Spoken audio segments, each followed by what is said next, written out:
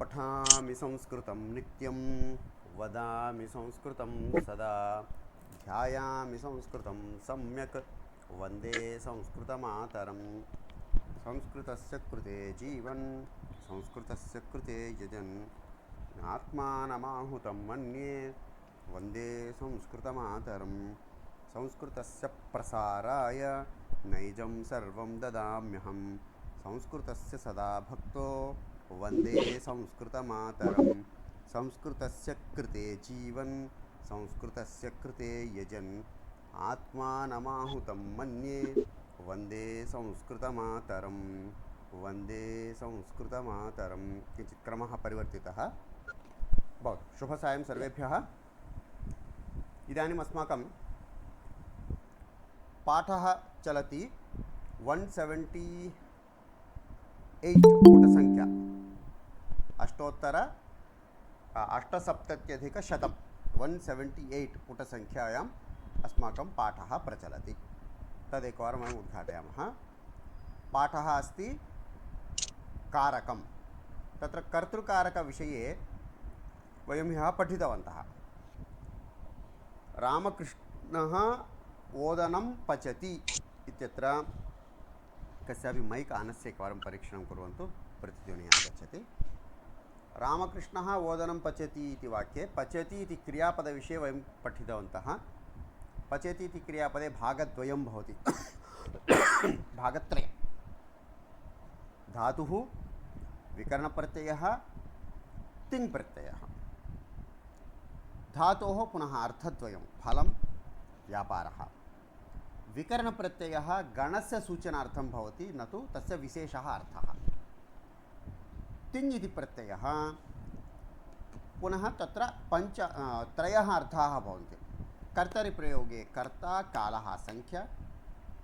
कर्मणि प्रयोगे कर्म, कालः, संख्या।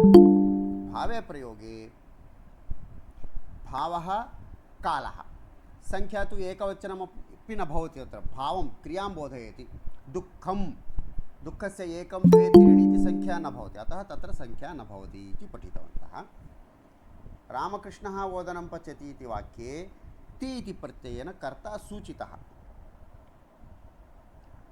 एकस्मिन् वाक्ये कर्ता यदि एकवारं सूचितः तर्हि तन्निमित्तम् अन्या विभक्तिः न भवति।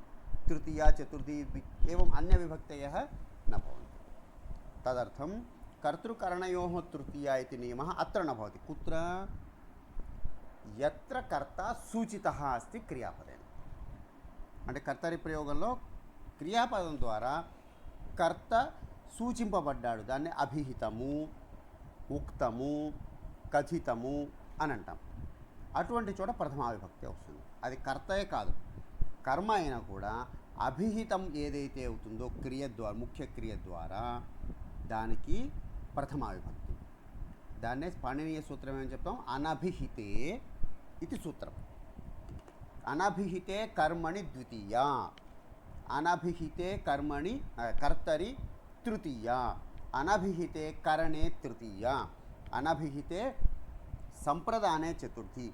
ఏవం ఆ ద్వితీయ, తృతీయ, చతుర్థి, పంచమి, షష్ఠి విభక్తిలో ఆ కారకానికి ఎప్పుడు వస్తాయి? అది ముఖ్యక్రియ ద్వారా చెప్పనప్పుడు. చెప్పినట్లయితే ప్రథమ, అది కర్త కావచ్చు, కర్మ కావచ్చు. అందుకనే कर्तरि प्रयोगे क्रियापदेन कर्ता सूचितः, तत् कर्तुः प्रथम. कर्मणि प्रयोगे पच्यते इति पदेन कर्मपदं सूचितम्, अतः कर्मपदस्य प्रथम. कर्तृपदानिकि प्रथमा विभक्ति, कर्मपदानिकि प्रथमा विभक्ति అవుతుందని పాణినీయ సూత్రం ఎక్కడా లేదు. అభిహితము అవటము వలనే ప్రథమా విభక్తి కర్తకు, కర్మకు. అనభిహితే కర్తుః తృతీయ. అనభిహితం అంటే క్రియ ద్వారా చెప్పకుండా ఉండడం. రామకృష్ణ ఓదనం పచతి అన్న చోట కర్మ చెప్పబడలేదు కాబట్టి కర్మకి ద్వితీయ. రామకృష్ణేన ఓదః పచ్యతే ఇత్యత్ర పచ్యతే ఇది క్రియాపదేన కర్మ అభిహితం, కర్త అభిహితः न, अतः तत्र रामकृष्णेन इति कर्तुः तृतीया इति व्यवस्था. एतावत्पर्यन्तं वयं ह्यः पठितवन्तः. इदानीं रामकृष्णेन ओदनः पच्यते इति आरभ्य अस्माभिः पठनीयमस्ति. Page number 179. रामकृष्णेन ओदनः पच्यते इति वाक्यम्। अत्र रामकृष्णः कर्ता, ओदनः इति कर्म, पच्यते इति क्रिया। पच्यते इति क्रियापदे कर्मणि वाक्यमस्ति। अतः पच्यते इति क्रियापदेन कः उक्तः अस्ति, कः सूचितः अस्ति? कर्म कर्म ओदनः कर्म सूचितः अस्ति। अतः इदानीं वदन्तु, अभिहिते कर्मणि का विभक्तिः?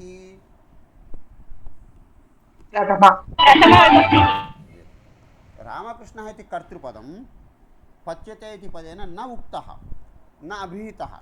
अतः अनभिहिते कर्तरि का विभक्तिः? तृतीया मूडव विभक्ति। कर्मणिलो कर्मणि प्रयोगंलो कर्तृक तृतीय वस्तुंदी ई कारणं చేతనే सूत्रमस्ति कर्तृकरणयोः तृतीया विभक्तिः इति सूत्रम्। एवमेव शिवरामेण वार्ता पठ्यते, गणेशेन चित्राणि लिख्यन्ते। एतेषु वाक्येषु ते इत्यनेन तिङ् प्रत्ययेन कर्म उक्तं भवति, न तु कर्ता। कर्मणि प्रयोगे तिङ् प्रत्ययस्य अर्थः भवति कर्म, न तु कर्ता। अतः पठ्यते इति पदेन सूचितः अस्ति कर्मशब्दः। अतः कर्म इत्यर्थः, न तु कर्ता। यतः तिङ् प्रत्ययेन कर्ता न उक्तः, अतः कर्तरि कर्तारं बोधयितुं विभक्तेः प्रयोगः आवश्यकः अस्ति। అంటే పఠతి అన్న చోట కర్త సూచింపబడ్డాడు కాబట్టి కర్తకు వేరే విభక్తి అవసరం లేదు, ప్రథమ అవసరం. పఠ్యతే అన్న చోట కర్మపదం సూచింపబడినది కాబట్టి ద్వితీయ విభక్తి అవసరం లేదు, ప్రథమ విభక్తి వస్తుంది కర్మకు. రామకృష్ణ అన్న చోట పచ్యతే ఇతి పదేన కర్త న సూచితః, అతః ప్రథమాం విహాయ अन्या विभक्तिः आवश्यकी। सा का विभक्तिः इत्युक्ते कर्तृकरणयोः तृतीया इति तृतीया विभक्तिः भवति। तदेव अत्र लिखितमस्ति, पश्यन्तु। कर्तारं बोधयितुं विभक्तेः प्रयोगः आवश्यकः। का विभक्तिः प्रयोक्तव्या इति जिज्ञासायां कर्तृकरणयोः तृतीया इति पूर्वोक्तप्रकारेण तृतीया विभक्तिः एव भवति। अतः पूर्वतनेषु वाक्येषु रामकृष्णेन शिवरामेण गणेशेन इत्यत्र कर्तुः तृतीया विभक्तिः अस्ति।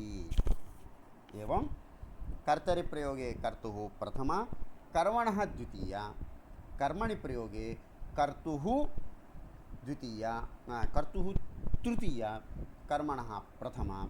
भावे प्रयोगे केवलं भावः सूचितः अस्ति, कर्ता अथवा कर्म नास्ति, अतः तत्र कर्मपदं न भवति। कर्तुः तृतीया भवति, कर्तृकरणयोः तृतीया इति व्यवस्था। अत्र कस्यापि सन्देहः अस्ति प्रष्टुं शक्नुवन्ति।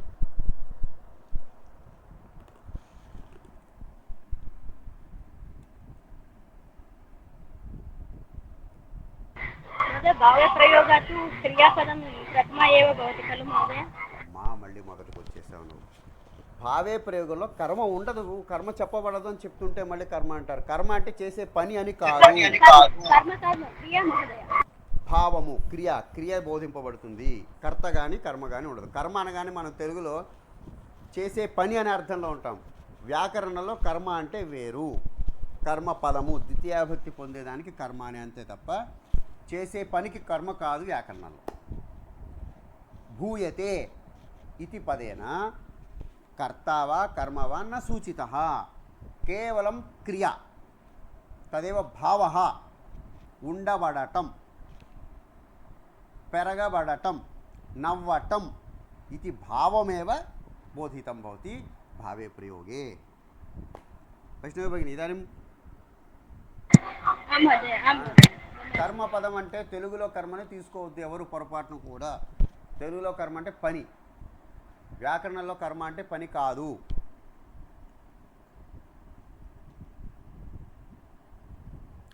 क्षम्यताम्। इदानीं कर्मकारकविषये पठामः। एतद् अन्तिमं कारकं भवति कारकप्रकरणे। एतानि वाक्यानि परिशीलयत। हेमन्तः विद्यालयं गच्छति, विजयः सङ्गणकं क्रीणाति, सुनयना चलनचित्रं पश्यति। प्रथमवाक्ये कर्ता हेमन्तः स्वगमनक्रियाद्वारा इष्टं किमिच्छति? विद्यालयं प्राप्तुमिच्छति। नाम उत्तरदेशं विद्यालयस्य प्राप्तिः तस्य अभीष्टं गमनक्रियाद्वारा, न तु अन्यत्। पठति इत्युक्ते विद्यालये पठति इत्यत्र पठनं भिन्नं। गमनक्रियाद्वारा किम् इष्टमस्ति? विद्यालयप्राप्तिः। क्रयणं, क्रीणाति इत्यत्र धनदानं, सङ्गणकप्राप्तिः, सङ्गणकस्वीकरणं। पश्यति इत्यत्र नेत्राभ्याम् अवलोकनेन आनन्दप्राप्तिः इति तस्य लक्ष्यमस्ति। तदेव उक्तमस्ति గమనక్రియయా విద్యాలయం సంబంధం, విద్యాలయాన్ని చేరుకోవాలి అని కోరుకుంటున్నాడు. ద్వితీయ వాక్య కర్త విజయ క్రయణక్రియయా సంగణకమిచ్చతి నతు అన్యత్ వస్తు. తృతీయ వాక్య కర్త్రి సునయన దర్శనక్రియ ద్వారా చలనచిత్రం ద్రష్టుమిచ్చతి నతు పుస్తకం వా ఫలం వా పుష్పం వా. అతః విద్యాలయः సంగణకం చలనచిత్రం ఇది కర్మపదం భవతి. జానీత कर्ता क्रिया द्वारा गच्छति, क्रीणाति, पश्यति इति क्रिया द्वारा यम संबद्धुमिच्छति, దేన్నైతే చేరుకోవాలనుకుంటున్నాడో, దేని యొక్క అధికారాన్ని పొందాలనుకుంటున్నాడో క్రీణాతి, దేనిని చూడాలి అనేటువంటి కోరిక పొందుతున్నాడో దానికి కర్మ అనేటువంటి సంజ్ఞ. తెలుగులో ఉన్న కర్మ కాదు. దాన్నే పాణినీయ సూత్రం ఏమిటంటే కర్తుః ఈప్సితతమం అత్యంతం ఇష్టం యదసి తత్కర్మ. తస్య అర్థం లిఖంతి పశ్యండి. కర్తుః క్రియయా, క్రియా ద్వారా ఆప్తుం ప్రాప్తుం యత్ ఇష్టతమం అత్యంతం ఇష్టమస్తి తత్ కారకం కర్మసంజ్ఞం స్యాత్, కర్మసంజ్ఞను పొందుతుంది. గమనం, గమన ద్వారా ఇష్టం కిం? విద్యాలయ ప్రాప్తి. పచనం, ఇష్టం కిం? अन्नस्य खादन योग्यता. एवं तत् कर्मपदं भवति. अकर्मक धातुषु केवलं क्रिया एव भवति. सः अस्ति, ఉన్నాడు, దాంట్లో కర్మపదం అనేది ఉండదు. అలాగే చెట్టు పెరుగుతున్నది, చెట్టు దేన్ని ఉద్దేశించి పెరుగుతున్నది అనేటువంటి ఉత్తరం ఉండదు. కాబట్టి అవి అకర్మక క్రియలు, కర్మపదము ఉండవు వాటికి. ఇది వ్యవస్థ. कर्तुः क्रियया आप्तुम इष्टतमं कारकं कर्मसंज्ञं स्यात्. कर्मकारकात् द्वितीया विभक्तिः, परन्तु अत्रापि नियमः अनभिहिते कर्मणि द्वितीया, अभिहिते कर्मणि प्रथमा. परन्तु अत्रापि कर्मणि अनभिहिते इति अनुवर्तते. अनभिहिते कर्मणि द्वितीया भवति. न तु कर्म इति पूर्वं वयं न ज्ञातवन्तः. यदि गम्यते पठ्यते इति कर्मपदम् अभिहितं तर्हि तत्र का विभक्तिः भवति? प्रथमाविभक्तिः भवति. समीचीनं. यतः कर्म न उक्तम्, अतः तद् बोधयितुं द्वितीया आवश्यकी. कर्मपदं क्रियाद्वारा बोधितमेव अस्ति, अतः द्वितीया अपेक्षिता नास्ति, प्रथमा एव भवति.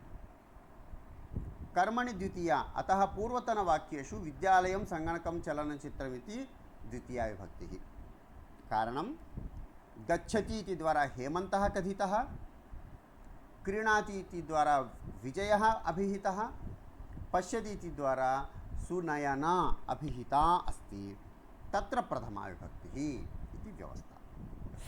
कर्मणि प्रयोगे तु तिङ् प्रत्ययेन कर्म उक्तं भवति, अतः तत्र कर्मपदस्य प्रथमा, कर्तृपदस्य तृतीया. यथा श्रीनिवासेन योगाभ्यासः क्रियते इत्यत्र ते इत्यनेन तिङ् प्रत्ययेन योगाभ्यासरूपं कार्यं कर्म व्यापारः, अत्र कर्म योगाभ्यासः अस्ति, उक्तमस्ति. अतः योगाभ्यासस्य प्रथमा క్రియతే ఏం చేయబడుతున్నది అంటే యోగాభ్యాసములు చేయబడుతున్నవి. ఎవరి చేత? श्रीनिवासुनि चेत अतः योगाभ्यासः इत्यत्र प्रथमा द्वितीया न आवश्यकी अतः द्वितीया विभक्तिः न भवति प्रथमा विभक्तिः एव उच्यते अत्र कतिचन बिन्दवः सन्ति कर्तरि अनभिहिते तस्मात् तृतीया भवति कर्ता अनभिहितः अस्ति कर्मणि प्रयोगे अतः कर्तुः तृतीया गायत्र्या ओदनः पच्यते अभिहिते तु प्रथमा गायत्री ओदनं पचति कर्मणि अनभिहिते कर्मपदात् द्वितीया गायत्री ओदनं पचति यदि कर्म अभिहितमस्ति तर्हि तत्र कर्मणः प्रथमा भवति ओदनः पच्यते कया गायत्र्या इति स्मर्तव्यम् इदानीम् एतावत्पर्यन्तं यत् पठितवन्तः तत्र सन्देहः अस्ति पृच्छतु महोदय प्रसादः महोदय कर्तुरीप्सितं किं कर्तुरीप्सिततमं किं कथं ज्ञायते भेदः किमर्थम् इदानीं कतिचन कार्याणि तत्र उदाहरणं शास्त्रीयम् उदाहरणं किमस्ति इष्टम् इष्टतमम् इति द्वयं भवति उदाहरणार्थं गमनं कुर्वन् अस्मि अहं गमनसमये किं करोमि अहं पार्श्वस्थानानि अपि पश्यामि तद् इष्टं वा अनिष्टं वा इष्टं न भवति किन्तु तानि अपि पश्यामि अहं यदि गमनसमये चलनं भवति दर्शनं भवति यदि ईप्सिततमम् इति न भवति गमनक्रियायां यानि सर्वाणि आगच्छन्ति सर्वत्रापि द्वितीया भवितुमर्हति अतः पाणिनिः किं वदति गमनद्वारा अत्यन्तम् इष्टं किं विद्यालयप्राप्तिः तत्रैव द्वितीया अन्यत्र न भवेत् अतः ईप्सितम् इष्टम् ఈప్సితతమం ఇటుకి అత్యంతం ఇష్టం 4-5 ఆప్షన్లో ఉన్నప్పుడు ఏదైతే అత్యంతం ఇష్టమో దానికే ద్వితీయ ఉదాహరణార్థం అహం లిఖామి इति వాక్యం లేఖనే అక్షరాणि भवन्ति रेखाः भवन्ति भाषा अपि भवति किन्तु अहं यदि कथां लेखितुम् इच्छामि वर्णस्य द्वितीया न भवति अहं कथां लिखामि चित्रं लेखितुम् इच्छामि चेत् चित्रं लिखामि एवं तत्र अत्यन्तम् इष्टं यदस्ति तस्य द्वितीया इति तात्पर्यं लेखनक्रियाद्वारा अभीष्टं किं कविता श्लोकः इदानीं भवताम् अभीष्टमस्ति परीक्षा अहं परीक्षां लिखामि इत्यत्र लेखनक्रियायामेव बहूनि तत्त्वानि अन्तर्भवन्ति तेषु అత్యంతం ఇష్టతమస్య అంటే నేను మనసులో దేనైతే రాయాలనుకున్నానో దానికి కర్మపదము ఇది భావ తదర్థం ఈప్సితతమం ఇది పదం ధన్యవాదం ఈప్సితం ఇత్యుక్తే ఇష్టం ఈప్సితతమం ఇత్యుక్తే అత్యంతం ఇష్టం ఇష్టాని తు బహూని భవితుమర్హంతి తత్ క్రియా ద్వారా किन्तु अत्यन्तम् इष्टं यदस्ति तस्य द्वितीयम् अन्यः कोऽपि प्रश्नः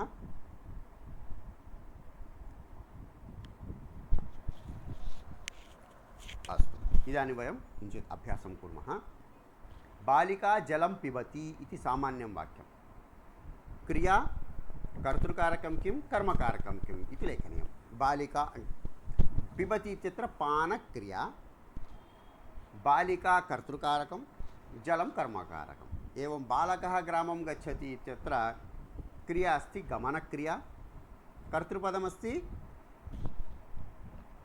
बालः बालः कर्मकारकमस्ति ग्रामः समीचीनम् एवं वानरः फलं खादति इत्यत्र क्रिया का अस्ति खादनक्रिया कर्तृकारकं वानरः कर्मकारकं फलं भक्तिः हरं भजति क्रिया भजनक्रिया कर्तृकारकं भक्तः भक्तः कर्मकारकं हरिः एवमेव चन्द्रः जनान् तोषयति इत्यत्र तोषणम् इति क्रिया तोषणक्रिया चन्द्रः कर्तृकारकं जनान् इति कर्मकारकं माता मधुरं पचति इत्यत्र पचनक्रिया अथवा पाकक्रिया मधुरम् इति कर्मकारकं माता अस्ति कर्तृकारकम् इदानीम् अधः प्रदत्तानि वाक्यानि अशुद्धानि सन्ति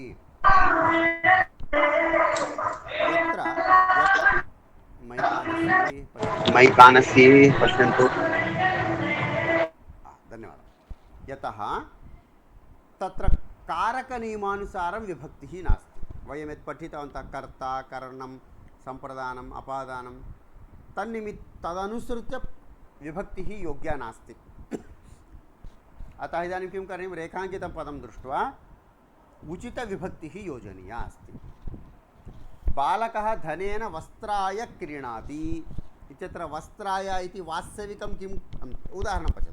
बालकः चषकाय पश्यति इत्यत्र अण्डर्लैन् अस्ति चषकाय इत्यत्र।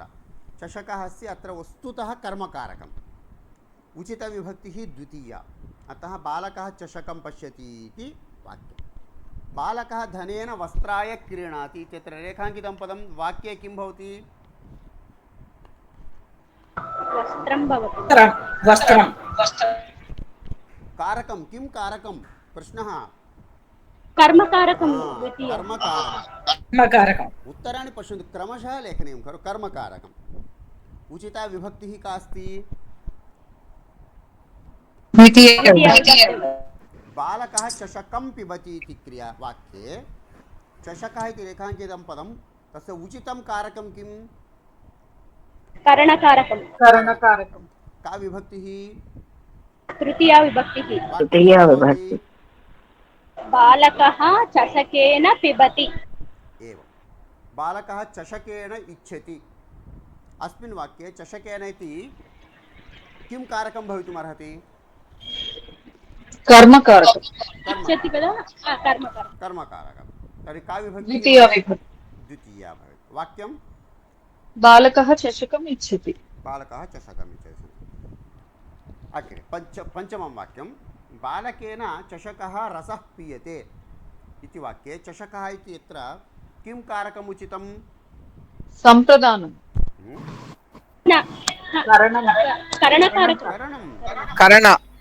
करणं। का विभक्तिः? तृतीया विभक्तिः। वाक्यं बालकेन चषकेन रसः पीयते। सुन्दरं। चषकेन जलं स्रवति। अस्मिन् वाक्ये चषकानि यत्र उचितं कारकं किम्? स्रवति अस्ति अपादानकारकं। का विभक्तिः? पञ्चमी विभक्ति। वाक्यं चषकात् जलं पिबति।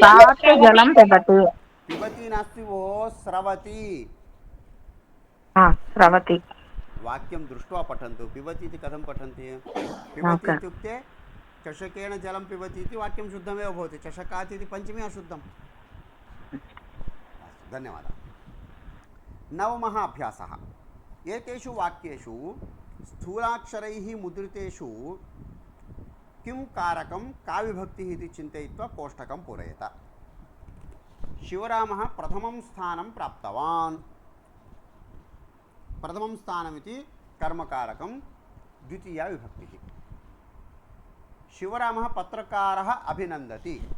शिवरामं पत्रकारः अभिनन्दति। अत्र शिवरामम् इत्यत्र पदे किं कारकमस्ति? कर्मकारकं द्वितीया विभक्तिः। शिवरामः उत्तमरीत्या परीक्षायां लिखितवान्।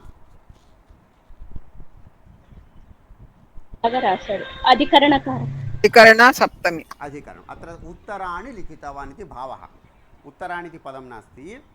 शिवरामः उत्तमतया परीक्षायाम् उत्तराणि लिखितवान् अथवा समाधानानि लिखितवान् इति भावः। तर्हि परीक्षा तु सप्तमी विभक्तिः। एकवारम् अधिकरणकारकं। प्रसादराव महोदय इदानीं वदतु। महोदय, परीक्षां लिखितवान् इति न वा? शक्यते। नाम लेखने भवतः परीक्षा अभिप्रेता अस्ति चेत् परीक्षां लिखितवान् इत्यपि शुद्धं। किन्तु अत्र लेखनमिति वाक्ये उत्तरमिति भावं स्वीकुर्वन्तु। यथा अत्र दोषपरिष्कारः नास्ति खलु। परीक्षायाम् इत्यपि शुद्धं। परीक्षालो समाधानालु बागा रासाडि इति भावः अत्र। धन्यवादः। परीक्षां लिखितवान् इत्यपि शुद्धं, दोषः नास्ति। तृतीयं वाक्यं, शिक्षकाः आवर्षं प्रीत्यां बोधितवन्तः। शिक्षकाः कर्तृकारकं प्रथमा विभक्तिः। शिवरामस्य पठने इच्छा अस्ति। पठने किं कारकम्? अधिकरण सप्तमी। सम्यक् सम्यक्। परीक्षादिने कर्मकरैः प्रकोष्ठानां स्वच्छता कृता। कर्मकरैः కరణకారకం తృతీయ. కాదు, తృతీయ. కర్తృకారకం తృతీయ. కర్తృకారకం కర్మకరై కర్మకరుల ద్వారా చేత సాధనం నాస్తి తే कर्तारः सन्ति कर्मणि प्रयोगः अस्ति अत्र अतः कर्मकरैः इत्यत्र तृतीया विभक्तिः कर्तुः तृतीया साधने तृतीया न कारणम् अत्र कर्मणि प्रयोगः अस्ति परीक्षानिर्वाहकैः प्रश्नपत्रिकाः वितीर्णाः अत्रापि कर्तृकारकं तृतीया विभक्तिः भवान् परिश्रमेण पठितवान् भवान् इत्यत्र कर्तृकारकं प्रथमं. सर्वैः ज्ञातः विषयः एषः सर्वैः कर्तृकारकं तृतीया. कर्तृकारकमेव अस्ति अत्रापि तृतीया विभक्तिः अस्ति. गीताश्लोकम् उदाहरामि. श्लोकानि कर्मकारकं द्वितीया. श्लोकानि न श्लोकं తెలుగులో गीताश्लोकं कर्मकारकं द्वितीया विभक्तिः. कर्मणि एव अस्माकम् अधिकारः अस्ति. अस्माकम् अधिकारः అంటే అధికారకారకం సప్తమి. अधिकरणकारकं सप्तमी अस्ति. अत्र अधिकरणं वैषयिकाधारः वा औपश्लेषिकः वा अभिव्यापकः वा? कर्म ఎందే औपश्लेषिकः अभिव्यापकः वैषयिकः. वैषयिकः वैषयिकः विषय सप्तमी विषय आधारः.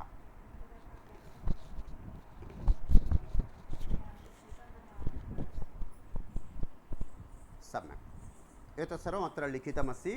एतत् तदेव अभ्यासः एव अस्ति अस्माकम्. अग्रे अष्टादशपाठस्य दशमः अभ्यासः. अधस्तनः गीताश्लोकः शिवरामस्य विद्यालये ध्येयवाक्यमस्ति. विद्यालयस्य छात्राः अध्यापकाश्च तत्रत्यं सन्देशं सदा स्मरन्ति तथैव जीवितुं प्रयत्नं कुर्वन्तु. तं श्लोकं सन्देशं च भवन्तः अपि जानन्तु चिन्तयन्तु. कर्मण्येवाधिकारस्ते मा फलेषु कदाचन मा कर्मफलहेतुर्भूः मा ते सङ्गोस्त्वकर्मणि इति श्लोकः. एतस्य गीताश्लोकस्य 4 वाक्यानि अधः लिखितानि सन्ति. तेषु रेखाङ्कितानां पदानां का कारकसंज्ञा इति लिखता. प्रथमपङ्क्तौ क्रियापदे अध्याहृते इति जानीत. अत्र क्रियापदं नास्ति प्रथमवाक्ये. अतः किं स्वीकृतम् अस्ति कर्मणि एव ते अधिकारः अस्ति इति वाक्ये अधिकारः इति किं कारकम्?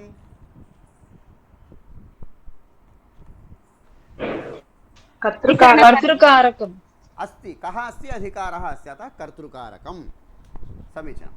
अधिकारः फलेषु कदाचन मा भवतु. फलेषु इति अधिकरण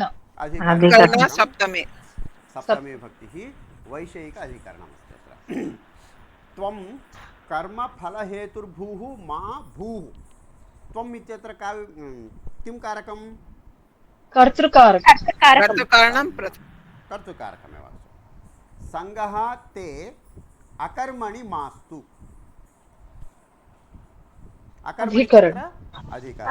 अधिकरणकारकं सप्तमी. सम्यक्.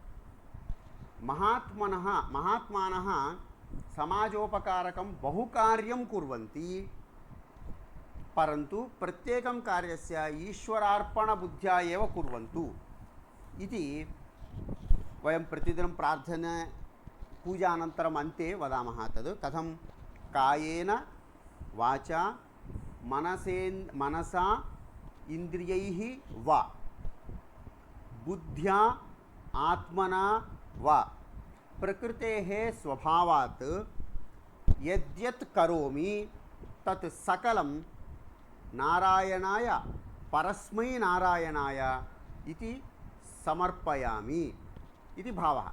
श्लोकः अत्यन्तं सरलः अस्ति. पश्यतु. कायेन शरीरेण वाचा वाक्यैः मनसा मनसेन्द्रियद्वारा इन्द्रियैः अन्य इन्द्रियाणि त्वच्चक्षुश्रोत्रैश्वाग्रहणादि 5 ज्ञानेन्द्रियाणि सन्ति. तैः बुद्ध्या चिन्तनेन वा आत्मना आत्मद्वारा वा मम प्रकृतेः स्वभावात् बै नेचर् तत्कारणेन वा अत्र पञ्चमी हेत्वर्थे पञ्चमी इति पञ्चमी विभक्ति अहं यद्यत् करोमि तत्सर्वं नारायणाय परस्मै नारायणाय परब्रह्मस्वरूपणे नारायणाय इति समर्पयामि इति श्लोकस्य भावः। एकस्मिन् श्लोके क्रियापदम् अस्ति करोमि समर्पयामि इति। एतस्य श्लोकस्य अन्वयः अयमस्ति कायेन वाचा मनसा इन्द्रियैः बुद्ध्या आत्मना वा प्रकृतेः स्वभावात् वा अहं यत् करोमि तत् सकलं परस्मै भगवते नारायणाय इति उक्त्वा समर्पयामि इति भावः। अत्र कस्यापि सन्देहः अस्ति एतस्मिन् वाक्ये? महोदय परस्मै इत्युक्ते इतरुల పట్ల इति वा? परब्रह्म इत्यर्थः। ओ जीवात्मा परमात्मा इत्यस्य खलु तत्र परमशब्दः एषः। वयं सर्वेपि जीवाः, सः परः अस्ति। इह लोके परलोके इति वयं वदामः खलु, तस्मिन् अर्थे अस्ति परः इति, न तु मद्भिन्नः इति न। प्रसादराव महोदय वदतु। महोदय परस्मै प्रथमाविभक्तिपदं तस्य किं भवति महोदय? परः सर्वनामशब्दः। परः परस्मै सर्वः सर्वौ सर्वे एव परः परौ परे परं परौ परान् परेण पराभ्यां परैः परस्मै पराभ्यां परेभ्यः परस्मात् पराभ्यां परेभ्यः इति सर्वनामशब्दः एषः। धन्यवादः। अपरः इत्यर्थः अस्ति वेरेवाडु इत्यर्थे यः अस्ति सः अपि अस्ति शब्दः, किन्तु अत्र परशब्दः अस्ति साक्षात् परब्रह्म इत्यर्थः। अन्यः कोऽपि प्रश्नः अस्ति वा?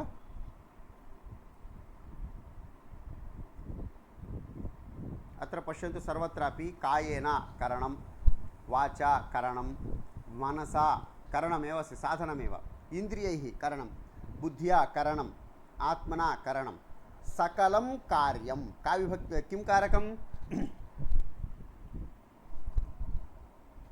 सकलं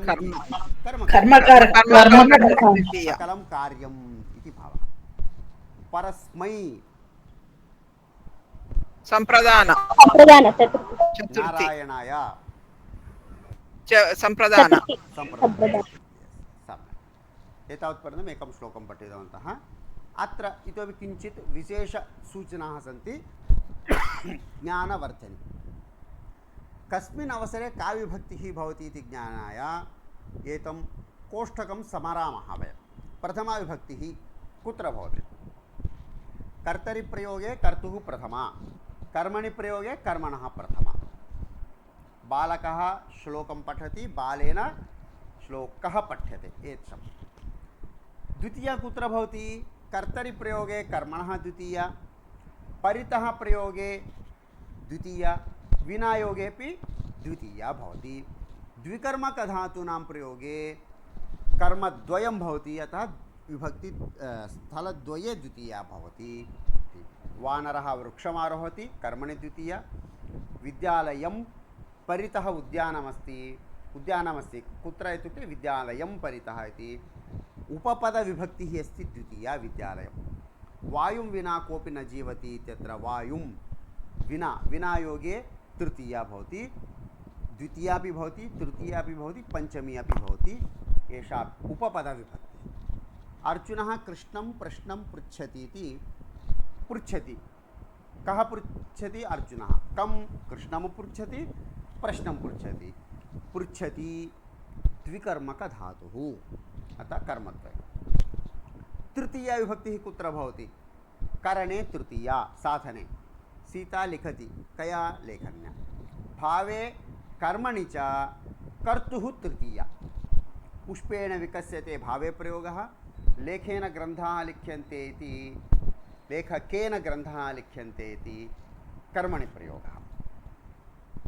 एतावत्पर्यन्तं कारकम्। अग्रे उपपदविभक्तिविषये वदति।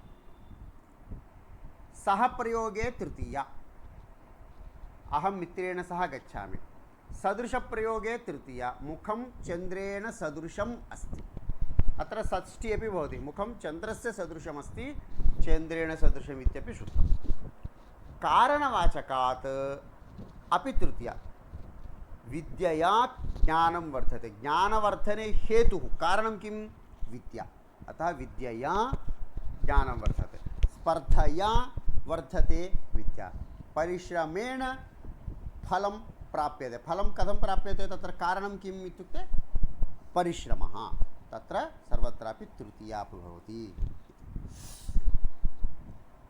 चतुर्थी विभक्तिः ददाति इत्यर्थे यस्मै ददाति तस्मात् चतुर्थी विनायकः मित्राय पुस्तकं ददाति पठितवन्तः इतोपि रोचते प्रयोगे यस्मै रोचते तस्मात् चतुर्थी विभक्तिः मम अनुजाय मधुरं रोचते कर्तृपदं मधुरम् अत्र मधुरं कस्मै रोचते अनुजाय मह्यं छात्राय इति ఎవరికి అయితే ఇష్టమవుతుందో అతనికి చతుర్థి రోచతే ఇది ప్రయోగే తత్ వస్తు యస్మై రోచతే తస్మాత్ చతుర్థీ విభక్తి తృతీయం నమః ప్రయోగే వయం ప్రతిదినం अर्चनं कुर्मः गणेशाय नमः रामाय नमः लक्ष्म्यै नमः इत्यत्र नमः योगे चतुर्थी भवति कुप्यति असूयति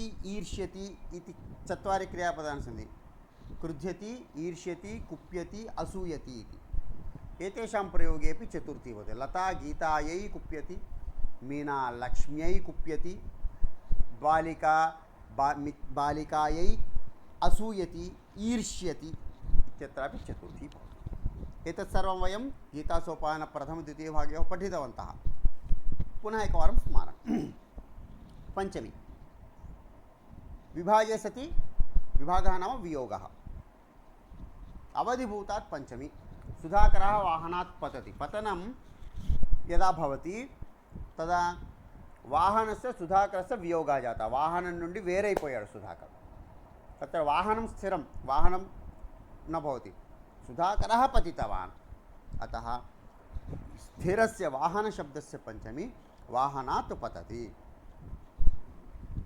अग्रे यस्मात् भयं तस्य पञ्चमी नगरे चोरात् भयम् अधिकं यस्मात् रक्षति तत्र पञ्चमी देवः अस्मान् दुःखात् रक्षति कष्टात् रक्षति भयात् रक्षति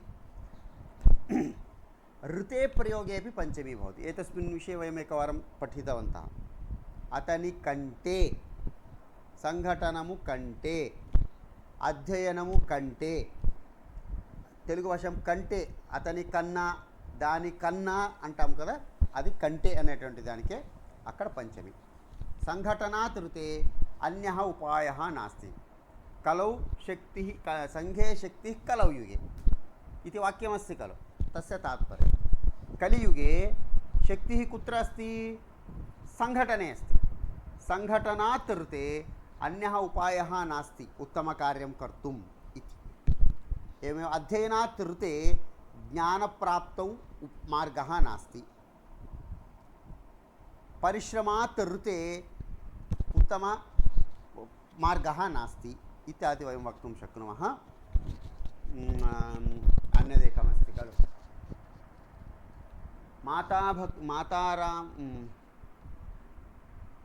मातारामो मद्भक्तारामचन्द्रः इति वाक्य श्लोकः अस्ति प्रायः जानीयुः मातारामो मद्भक्तारामचन्द्रः भ्रातारामो मत्सखा राघवेन्द्रः सर्वस्वं मे रामचन्द्रो दयालुः नान्यद्दैवं नैव जाने न जाने इति श्लोकः पुनः वदामि मातारामो मत्पिता रामचन्द्रः भ्रातारामो मत्सखा राघवेन्द्रः सर्वस्वं मे मम सर्वस्वं मे रामचन्द्रः दयालुः रामचन्द्रः सर्वस्वं मे नान्यद्दैवं नैव जाने न जाने अस्मिन् वाक्ये रामात् ऋते अन्यं दैवं न जाने इति भावः रामः एव मम परम अत्यन्तं श्रेष्ठः देवः तस्मात् ऋते अन्यं देवम् अहं न जानामि इति भावः तत्र अस्ति।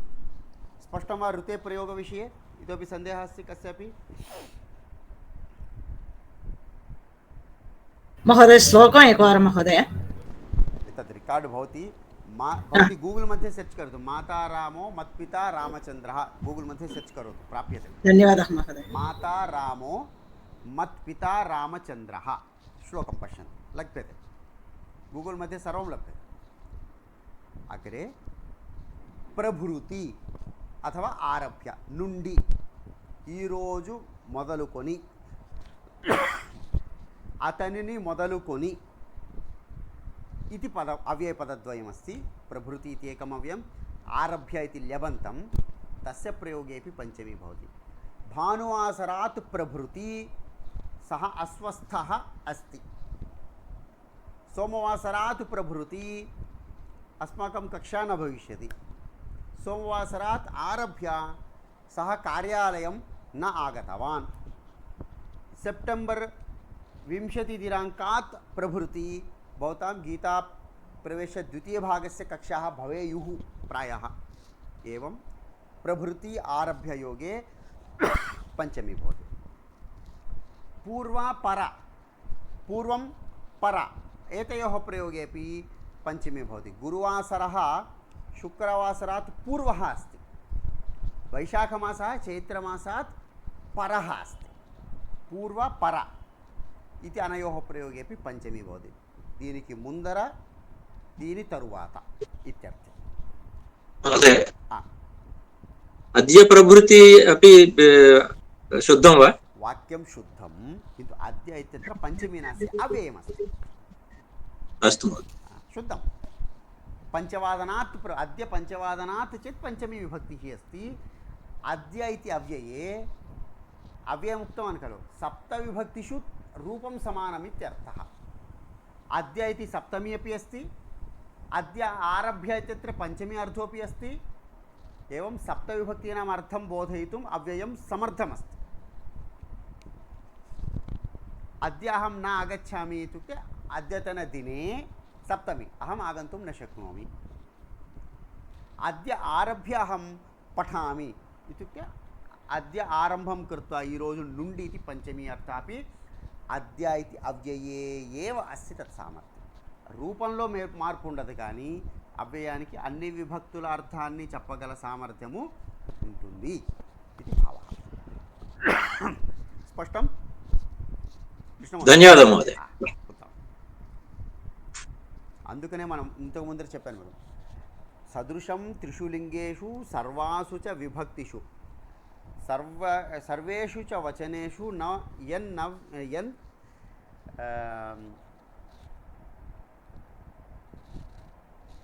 किमस्ति सदृशं त्रिषु लिङ्गेषु सर्वासु च विभक्तिषु वचनेषु च सर्वेषु यत् न व्येति तदव्ययम्।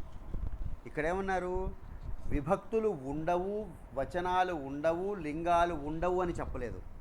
3 లింగాలలోనూ కూడా సమాన రూపం, 7 విభక్తుల్లోనూ సమాన రూపం, 3 వచనాల్లోనూ కూడా సమాన రూపం అన్నారు। సదృశం త్రిషు లింగేషు సమానమైన రూపం, సర్వాసు చ విభక్తిషు వచనేషు చ సర్వేషు యన్న వ్యేతి తదవ్యం। మార్పు ఉండతే తప్ప ఆ విభక్తి ప్రత్యయాలు వస్తాయి, ఆ అర్థాన్ని బోధించే సామర్థ్యం వాటిల్లో ఉంటుంది। ఓకే, షష్ఠీ విభక్తిం పఠామः। संबंधे षष्ठी, वसुदेवस्य पुत्रः कृष्णः। भाववाचकस्य प्रयोगे षष्ठी विभक्तिः। ग्रन्थानाम् अध्ययनं पठनं लेखनं लुट् प्रत्ययः अस्ति खलु, पठनं लेखनं दर्शनं, तस्य प्रयोगे कर्तुः षष्ठी, कर्मणः च षष्ठी। एतदहं परह्यः उक्तवान्, ह्यः तथापि वदामि। ल्युडन्तपदानि भाववाचकपदानि इति वयं वदामः। तेषां प्रयोगे कर्तुः कर्मणः च षष्ठी भवति। यथा ग्रन्थस्य अध्ययनं करोति, किं करोति? अध्ययनं करोति। कस्य?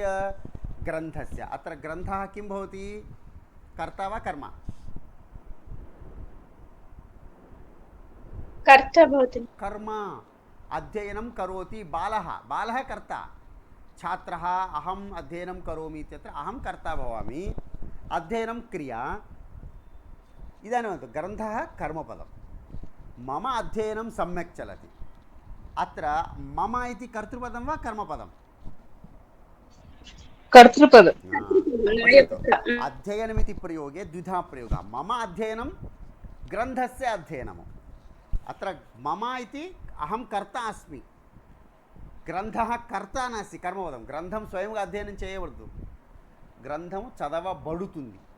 अतः ग्रन्थः कर्म, अहं कर्ता। एवमेव वाल्मीकेः काव्यं रामायणम्। अत्र काव्यम् इत्यस्य खलु तदपि ल्युडन्तमेव अस्ति। इदानीं वदन्तु, वाल्मीकिः कर्ता वा कर्म वा?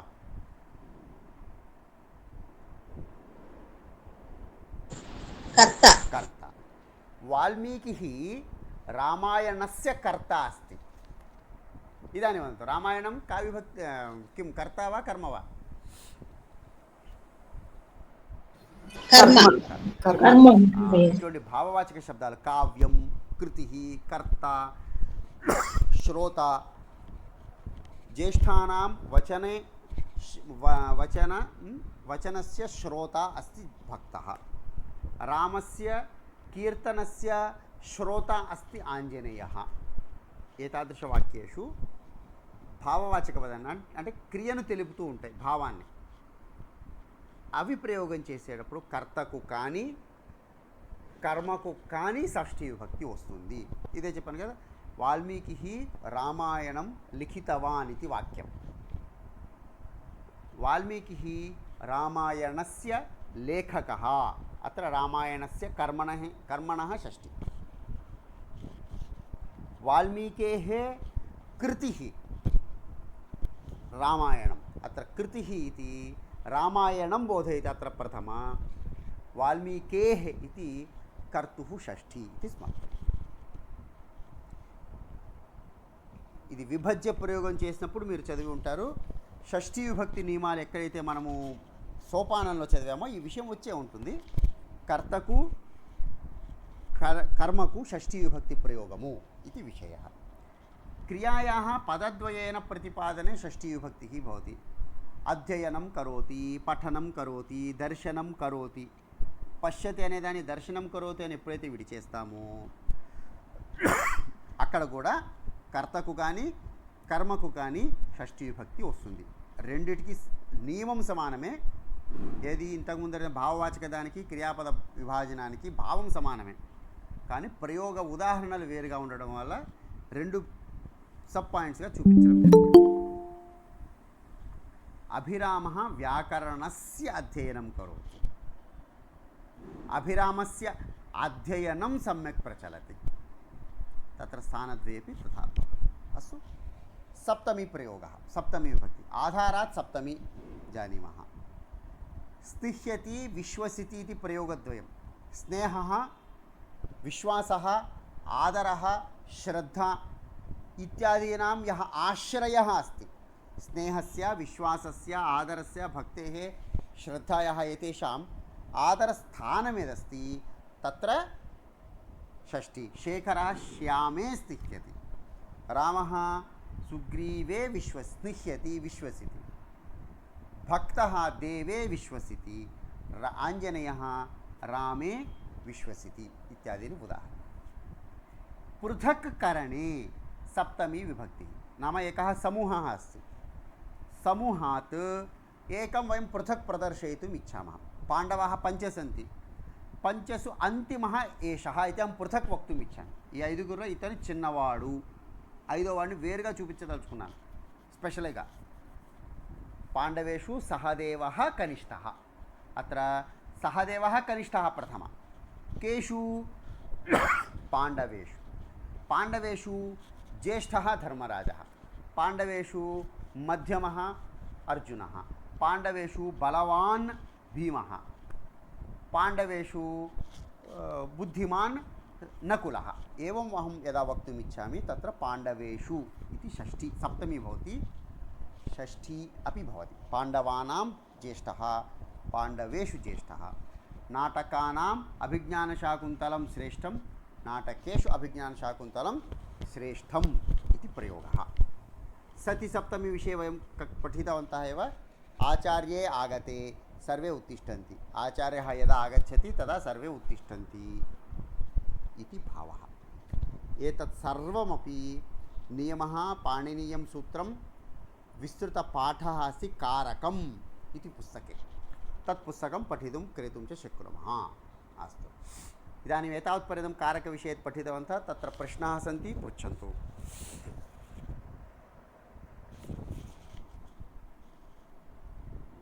सन्ति वा न वा? महोदय भाववाचकस्य लडन्तस्य पुनः वदतु महोदय। कतिचन पदानि क्रियां बोधयन्ति ल्युट् पदेन। పఠనం, దర్శనం, ధావనం, కీర్తనం అనేటువంటివి భావాన్ని తెలియజేస్తాయి, అంటే క్రియ యొక్క స్వరూపాన్ని తెలియజేస్తాయి. చదవటం, తినడం, వినడం. తేషాం ప్రయోగే షష్ఠీ భవతి. గ్రంథానాం అధ్యయనం కరోమి, అహం కరోమి, అహం కర్త, అహం గ్రంథానాం అధ్యయనం కరోమి. తత్ర అధ్యయనమితి పదప్రయోగే కస్య అధ్యయనం इत्युक्ते ग्रन्थस्य अध्ययनम् इति प्रश्नः। उत्तरं कस्य अध्ययनमिति द्वितीयः अपि प्रश्नः भवति। मम अध्ययनम् इत्यपि भवति। तत्रापि कर्तुः वा कर्मपदस्य वा षष्ठीप्रयोगः भवति। कदा? ल्युट् पदस्य अथवा भाववाचकपदानां प्रयोगसन्दर्भे। कार्यं तत्रापि भावः अस्ति, तत्रापि एषा एव स्थितिः। अस्तु भगिनि, धन्यवादः महोदय। अन्यः कोऽपि प्रश्नः?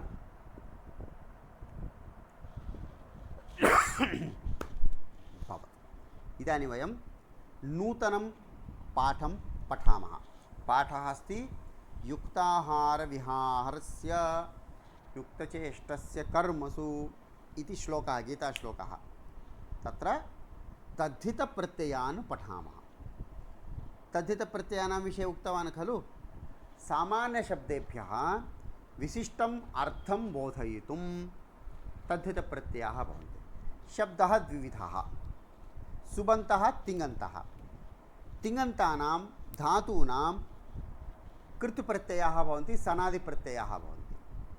सुबन्तानाम् इत्युक्ते शब्दरूपाणां तद्धितप्रत्ययाः भवन्ति। एतां कथां वयं पठामः। विन्ध्यपर्वते कस्मिंश्चित् वृक्षे किञ्चन शौकम् आसीत्। अत्र शौकमिति शब्दस्य अर्थः अस्ति शुकानां समूहः, गुम्पु, तस्य नाम भवति शौकं। तत्र कश्चित् शुकः पत्न्या सह न्यवसत्। ताभ्यां दम्पतिभ्यां शाबकौ प्राप्तौ।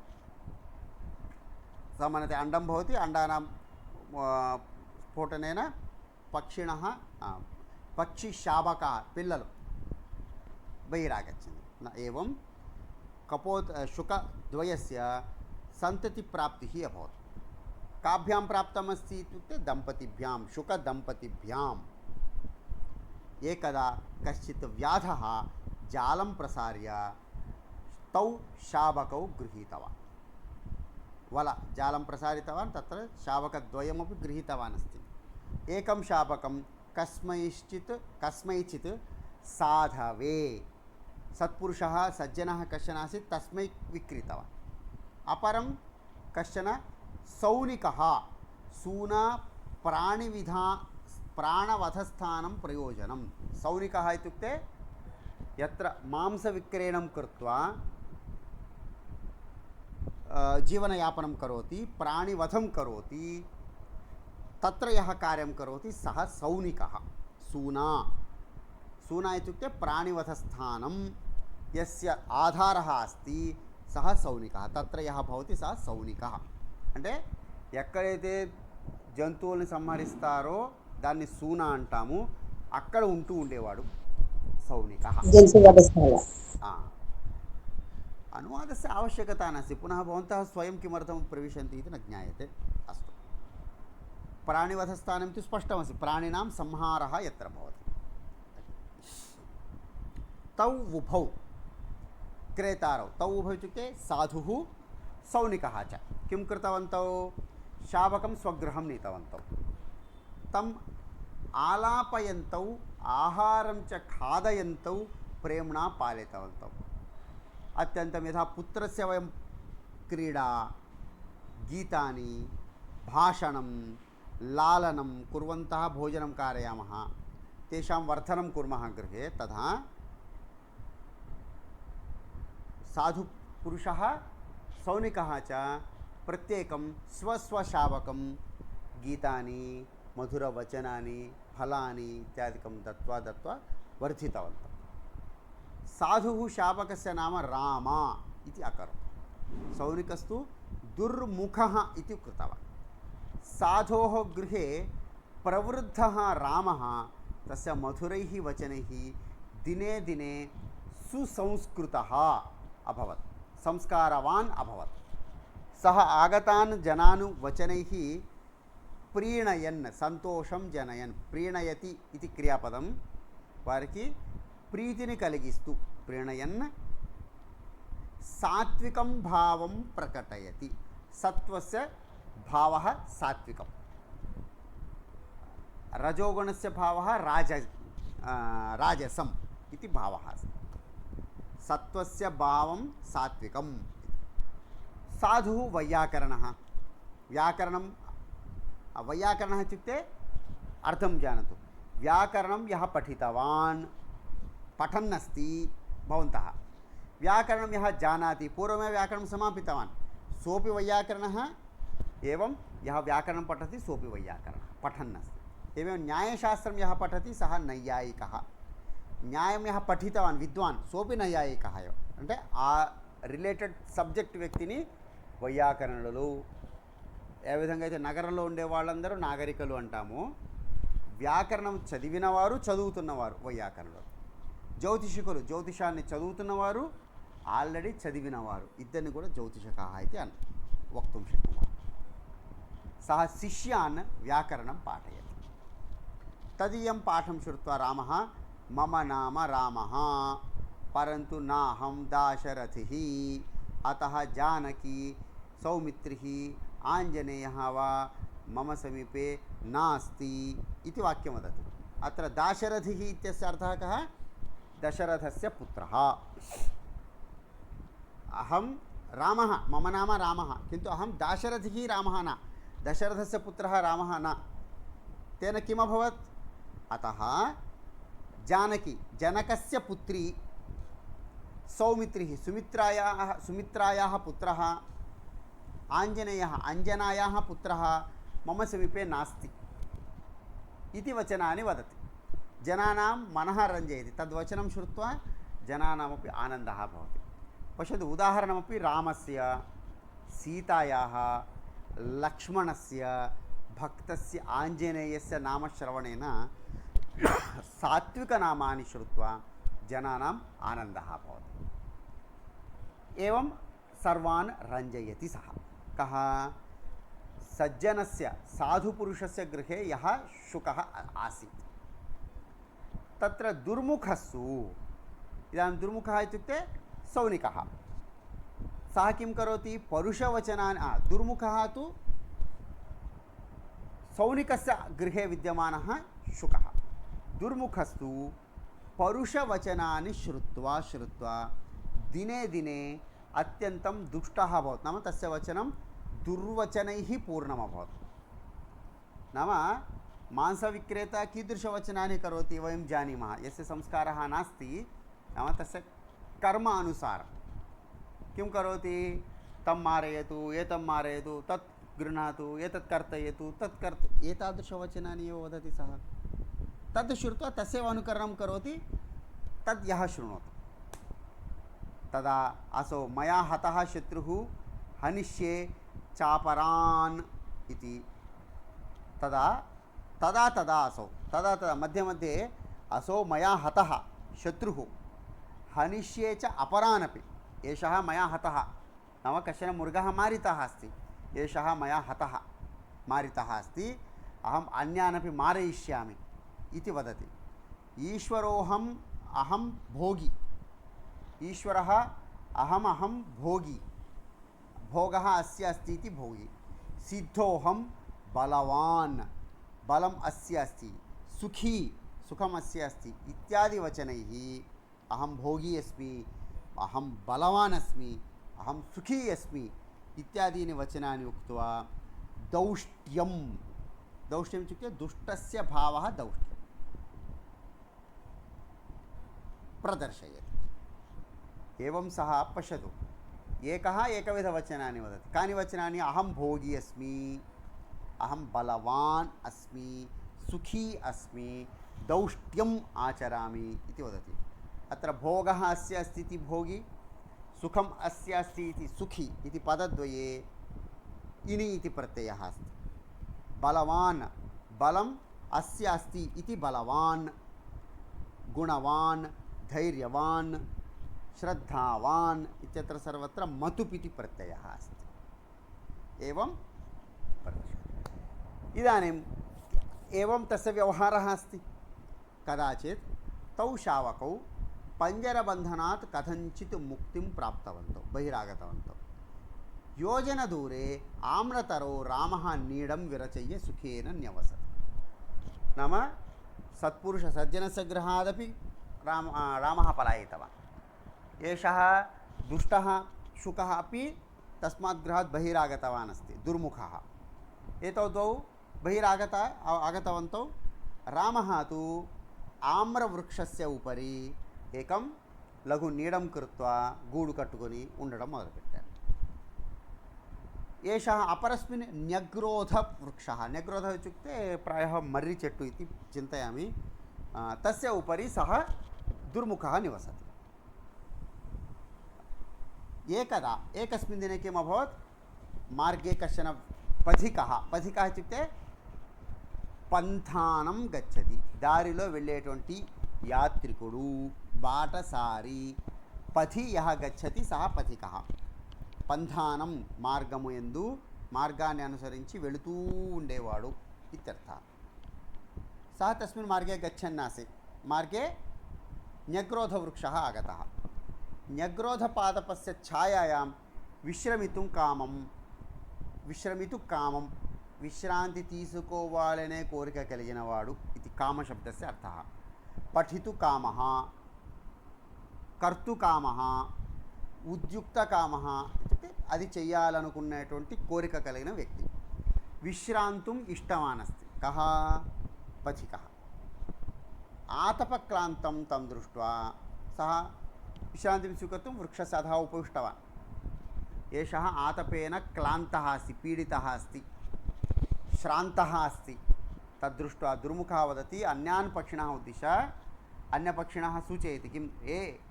ए मानवः कश्चिदागतः, पश्यन्तु अत्र कश्चन मानवः आगतः इत्युक्ते मनोः पुत्रः. वयं सर्वेपि मानवाः, मनोः पुत्राः स्मः, सन्ततिः. तस्य चक्षुषीः अपनयत, नेत्रद्वयं निष्कासयन्तु. गलं भित्त्वा अश्नाम, గొంతు చింపేసి వాడిని గొంతు నొక్కేసి వాడిని మనం గొంతు కోసేసి, భిత్వా ఇత్యుక్తే కోసేసి వయం ఖాదామ, గలం భిత్వా వయం తం ఖాదామ, అశ్నామ ఇత్యుక్తే ఖాదామ ఇది ఉच्चैः वदन्नासीत्.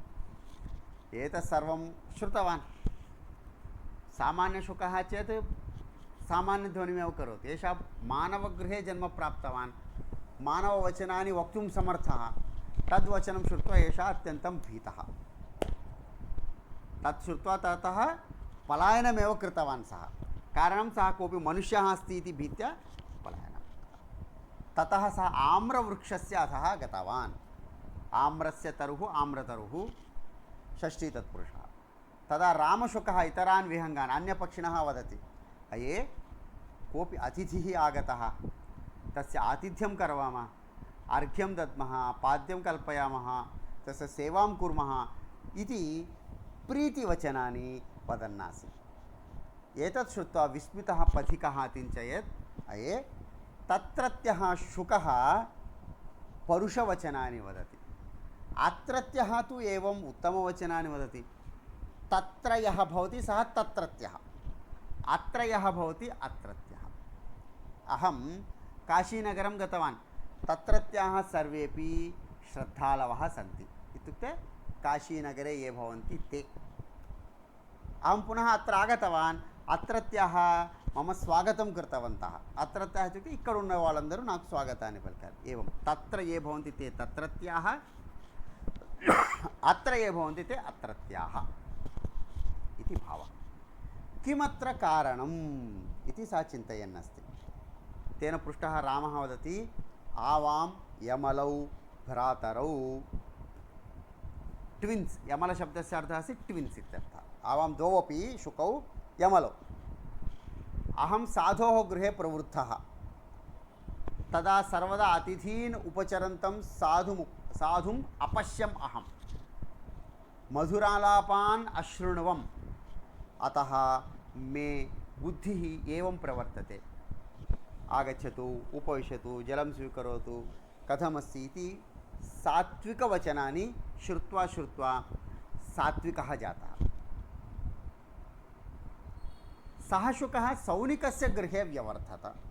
अजान्, मेषान्, सूकरांश्च हन्यमानान् बहून् संहारकान् सः पश्यति प्रतिदिनं. तेषां परुषवचनानि शृणोति. अतः तस्य बुद्धिः तादृशी. अत एव उच्यते सत्सङ्गतिः. सत् नाम सत्पुरुषाणां सङ्गतिः, सान्निध्यम् आवश्यकम्. आहारशुद्धौ सत्त्वशुद्धिः भवति. एकं तु सङ्गतिः. आहारः वयं यत् स्वीकुर्मः तत् यदि शुद्धं भवति अस्माकं बुद्धिः अपि शुद्धा भवति. अत्र आहारशब्दः बहुविधः अस्ति. शारीरकाक आहारः, మానసికాక ఆహార, బౌద్ధిక ఆహార. మనం వినేటువంటివి మన బుద్ధిక ఆహారాన్ని, జ్ఞానాన్ని పెంచుతాయి, బుద్ధిని పెంచుతాయి. శరీరం తినేవి శరీరాన్ని పెంచుతాయి. సో ఆహారం అనేటువంటిది దేని ద్వారా అయితే మన బుద్ధి ఇటువంటివి పెరిగితే అవన్నీ ఆహారాలే. ఇది ఉత్తమ వచనాన్ని వయం శృణుమः తేన బౌద్ధికశుద్ధిः భవతి. उत्तम आहारं स्वीकुर्मः तर्हि आहारशुद्धिकारणेन शरीरमपि शुद्धं भवति. आहारशुद्धौ सत्त्वशुद्धिः, तेन अस्माकं विचारः अपि सात्विकविचारः भवति. तदेव गीतायाः उदाहरणं वदति. युक्त आहारविहारस्य युक्तचेष्टस्य कर्मसु युक्तस्वप्नावबोधस्य योगो भवति दुःखः. यः युक्तम् आहारं, योग्यम् आहारं, विहारं, भ्रमणं, कर्मसु युक्तचेष्टं, పనులలో యోగ్యమైనటువంటి వ్యవహారాన్ని, చేష్ట ఇత్యుక్తే వ్యవహారः, ఆచరణం. అవసరమైన పనులు లేదు పనుల్లో అవసరమైనంత వరకే, యోగ్యమైనంత వరకే పనులు చేస్తూ ఉంటారు. యుక్త స్వప్న అవబోధస్య, ఉత్తమ స్వప్నాదికం పశ్యామः, नाम यावत् निद्रा करणीया तावत्, यावत् चिन्तनं करणीयं तावत्, तादृशव्यवहारः यस्य भवति तस्य दुःखः योगः. दुःखस्य दुःखं हन्ति इति दुःखः. దుఃఖాన్ని సంహరించేటువంటిది, అతని దుఃఖాలన్నింటినీ కూడా నశింపజేసేస్తుంది. అతని యొక్క యోగం అంటే అతని యొక్క వ్యవహారము, సాత్విక యోగం ఏదైతే ఉందో అతను ఆచరించింది అతని దుఃఖాలన్నింటినీ నశింపచేస్తుంది. యుక్త ఆహార విహారస్య మనుష్యస్య కర్మసు యుక్త చేష్టస్య युक्त स्वप्नावबोधस्य मनुष्यस्य योगः, तस्य किं वदामः जीवनं दुःखः भवति. दुःखः అంటే దుఃఖాన్ని సంహరించేది, దుఃఖాలను నాశింపచేస్తుంది ఇది భావం. ఏతస్యాం కథాయాం స్థూలాక్షరైः ముద్రితాని పదాని తద్ధిత ప్రత్యయాంతాని సంతి. ఆవరణే పదस्य విగ్రహవాక్యం దర్శితం अस्ति. ఇదాनीं ప్రథమం कथायां प्रश्नः अस्ति, पृच्छन्तु. महोदय,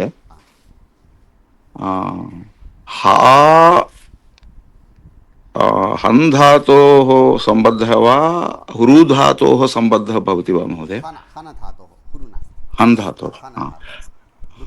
आम्रतरुः, आं महोदय, आम्रतरुः, आम्रवृक्षः, एतयोः पदयोः भेदः भवति वा महोदय? तरुवृक्षयोः कश्चन भेदः अस्ति. इदानीं सद्यः बुद्धौ न स्फुरति. तरुवृक्षयोः मध्ये भेदः अस्ति. महाकारः एव, आकारदृष्ट्या तु महान् आकारः भवति, किन्तु द्वयोः मध्ये वृक्षस्य तद् बोटानिकल् भेदः अस्ति. लोके हा लोके वयं वक्तुं शक्नुमः तरुः इस् इक्वल् टु वृक्षः। हा समासे भेदः न भवति खलु? समासे भेदः नास्ति। आम्राणां आम्र वयं पठितवन्तः आम्रवृक्षः आम्र इति वृक्षः सम्भावनापूर्वपदकर्मधारयः इति। सत्यं भवान् उक्तवान् आम्रतरुः आम्रस्य तरुः षष्ठी तत्पुरुष। आम्रः इति तरुः इत्येव सम्यक् सत्यम्। आम्रफलानामिति भावेन उक्तवान्, तथा समासः न भवति। आम्रः इति नामकः वृक्षः, धन्यवादः। नामकः तरुः इत्येव भावः। समासः सः एव धन्यवादः। अस्ति। धन्यवादः। अन्यः कोऽपि?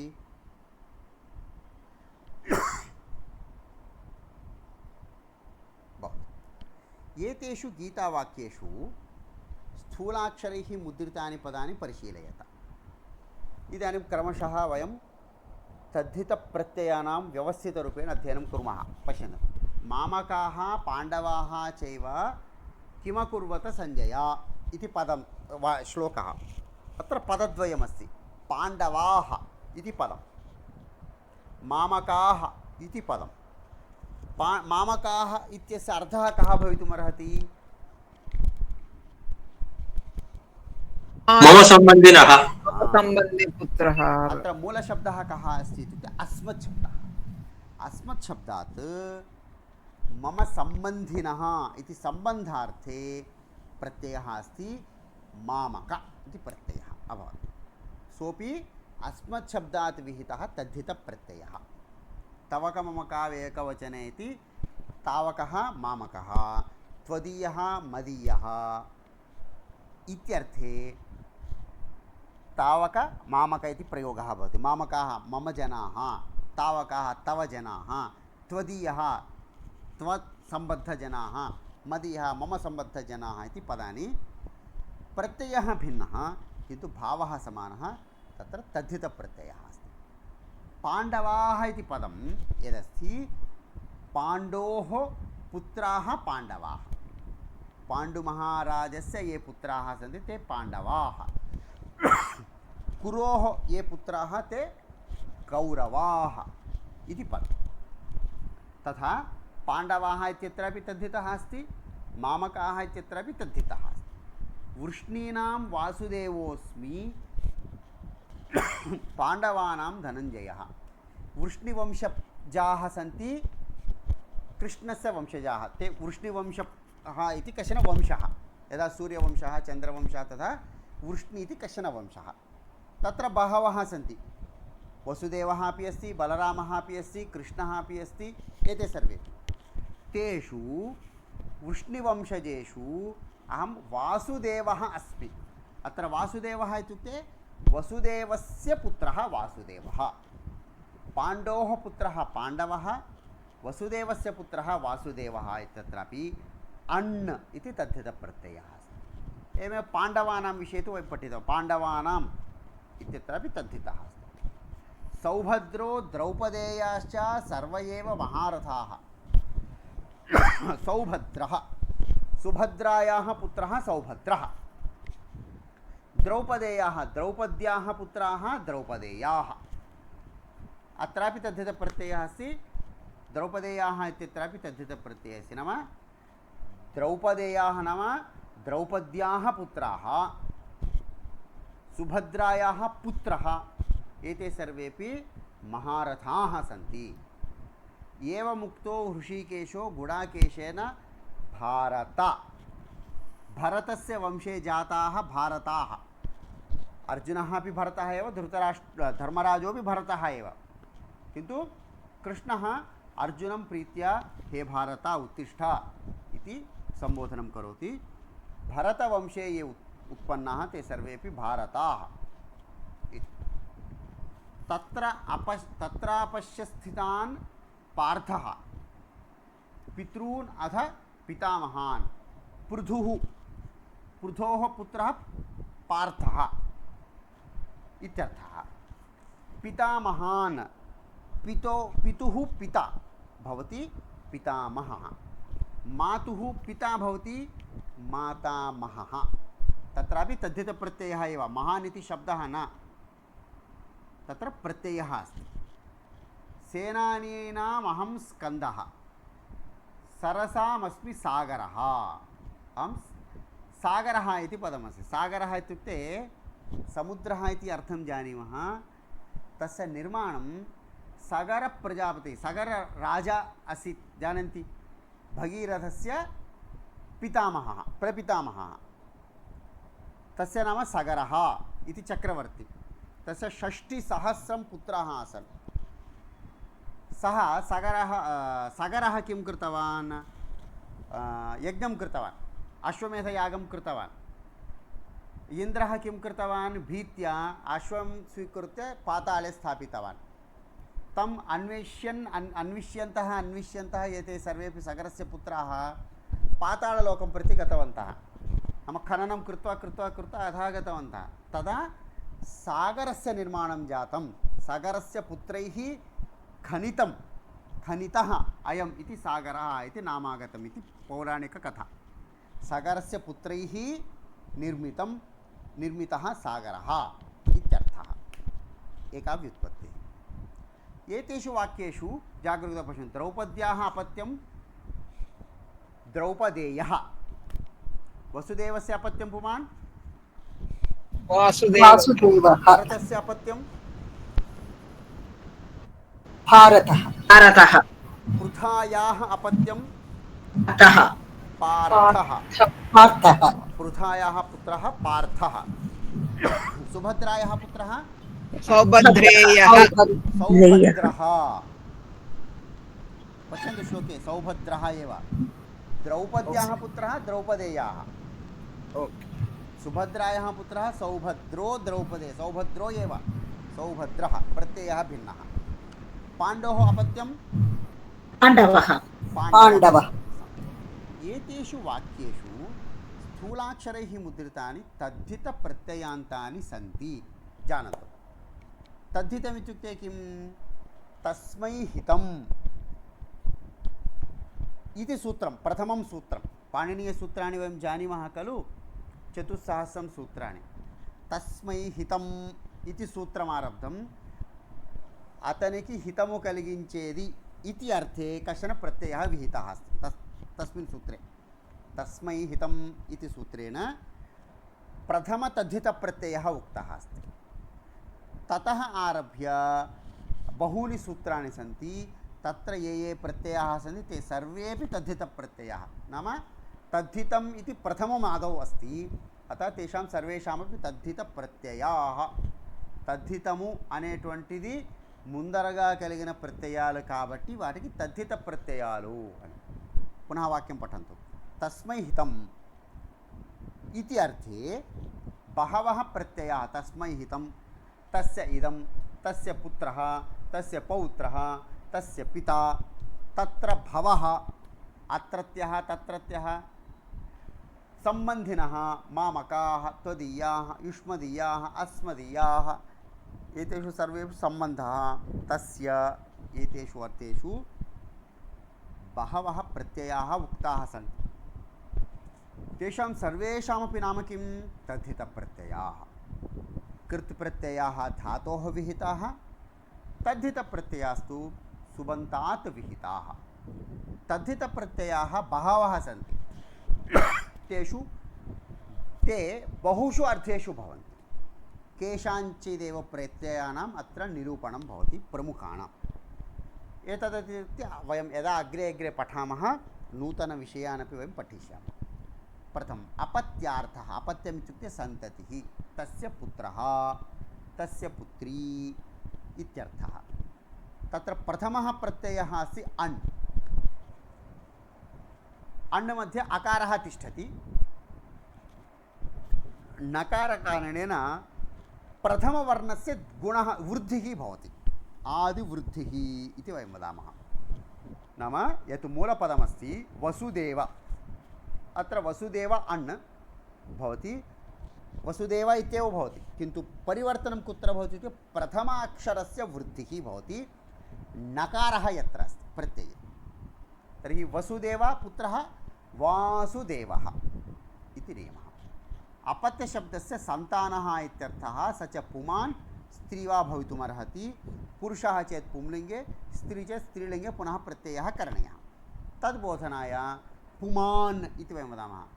दशरथस्य अपत्यं पुमान्, पुरुषः वासुदेवः। स्त्री चेत् भिन्नं रूपं भवति, अतः पुमान् अथवा स्त्री इति कथयामः विग्रहवाक्ये। यथा वसुदेवस्य अपत्यं पुमान् वासुदेवः, पाण्डोः अपत्यं पुमान् पाण्डवः, मधोः अपत्यं पुमान् माधवः, ధృతరాష్ట్రస్య అపత్యం పుమాన్ ధార్తరాష్ట్రః. చెప్పాను కదా, ధ్రు అనేదానికి వృద్ధి వస్తుంది, చివరిలో ఎటువంటి మార్పు ఉండదు, ఆ అనేటువంటి అక్షరం వచ్చి చేరుతుంది. ఇకారాంతమైన ఉకారాంతమైన కూడా ఆగా మారిపోతుంది. పాండు ఉకారం, కానీ ఆ కారణం చేత కలిసిపోయి పాండవః గుణము ప్రక్రియ జరుగుతుంది. అకారాంతాలు అయిపోతే అన్ను ప్రత్యయమైన చోటల్లా పుంలింగంలో. సుభద్రాయాః పుత్రః సౌభద్రః. సుభద్ర ఆకారాంతం కానీ అకారాంతమైంది. పృథాయాః పుత్రః పార్థః. భరతస్య పుత్రః భారతః. పుత్రస్య పుత్రః పౌత్రः. ధనోः పుత్రः దానవः. अत्र सर्वत्रापि अण् इति प्रत्ययः अस्ति पुत्रः इत्यर्थे. पुत्रः इत्यर्थे बहवः प्रत्ययाः सन्ति. प्रथमम् अण् विषये पठितवन्तः. उदाहरणानि पाण्डवः, माधवः, धार्तराष्ट्रः, सौभद्रः, पार्थः, भारतः, पौत्रः, दानवः. एतानि उदाहरणानि सन्ति. कस्यापि मैक् आन् अभवत् पश्यन्तु. धन्यवादः. अत्र सर्वत्रापि अण् प्रत्ययः अस्ति. अण् प्रत्ययस्य अत्र अर्थः अस्ति पुत्रः इति. अपत्यार्थे अन्येपि प्रत्ययाः सन्ति. अण् प्रत्ययः अन्यस्मिन् अर्थेपि भवति, तदग्रे वयं पठामः. पुनः वदन्नस्मि, अण् प्रत्ययः बहुषु अर्थेषु भवति. अपत्यार्थेपि बहवः प्रत्ययाः सन्ति. इदानीं सद्यः वयम् अपत्यम् इत्यर्थे एकम् अण् प्रत्ययं पठितवन्तः. अण् इति प्रत्ययस्य अपत्यम् इत्यर्थे पठितवन्तः. अन्यान् विषयान् पुनः अग्रे वयं पठामः. इदानीम् अत्र कोऽपि प्रश्नः अस्ति, प्रष्टुं शक्नुवन्ति.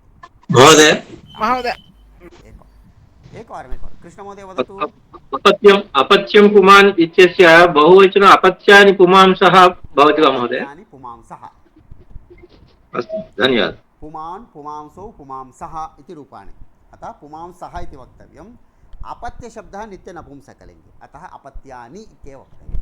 पुमान् पुंलिङ्गे अस्ति इति कृत्वा अपत्यशब्दस्य पुंलिङ्गं न करणीयम्. अपत्यम् इति नपुंसकलिङ्गे एव. अस्तु, इदानीं वदतु अन्या. महोदय सगरस्य पुत्रः सागरः न मनि? सागरस्य पुत्रः न. ओके, तद् अग्रे आगच्छति क्रमशः. इदानीं क्रमशः पश्यामः.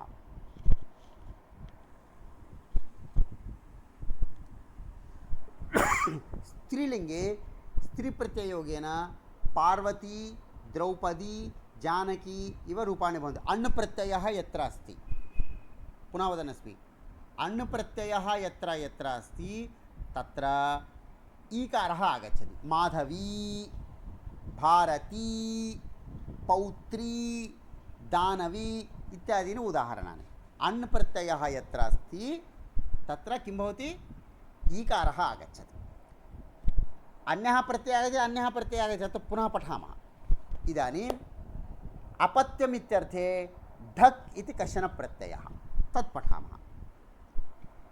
आकारान्त स्त्रीलिङ्गशब्दाः ये सन्ति, सामान्यतया स्त्रीलिङ्गशब्दाः ये सन्ति, स्त्रीवाचकशब्दाः, तत्र अधिकतया ढक् प्रत्ययः भवति. स्मरणार्थं वदन्नस्मि, किन्तु सर्वत्र भवति इति न वक्तव्यं. स्त्रीशब्देभ्यः पुत्रः इत्यर्थे ढक् प्रत्ययः भवति.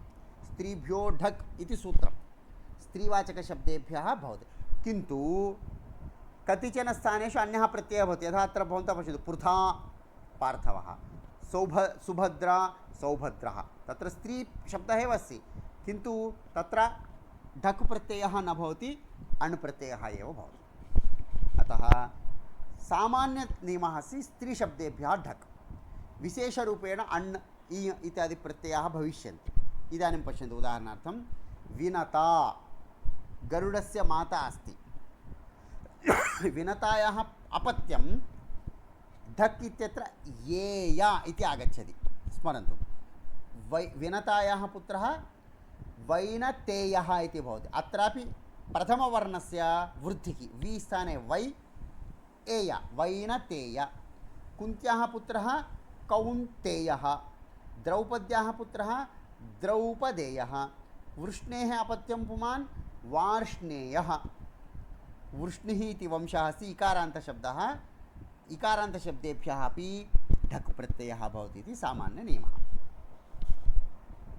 वैनतेयः, कौन्तेयः, द्रौपदेयः, वार्ष्णेयः। अत्र सर्वत्रापि कः प्रत्ययः अस्ति? येय प्रत्ययः। ढक् इति प्रत्ययः ढक्। येय इति अपि स्वीकुर्वन्तु, चिन्ता नास्ति। इदानीं प्राथमिकस्तरे येय इति आदेशः भवति ढकारस्य स्थाने। अत्र कार्यद्वयं, पदस्य अन्ते येय इति आगच्छति, प्रथमवर्णस्य वृद्धिः भवति।